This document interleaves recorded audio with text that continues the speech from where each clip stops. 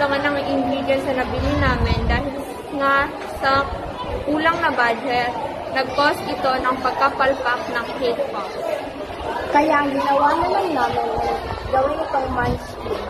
Dahil sa tuwing tinutusok namin yung cake sa stick ay nasisira ito. Hindi kami sa ginawa naming produkto dahil mas mataas yung nagastos namin sa ingredients kaysa sa kita namin na I don't know what's the exact word of that, sir.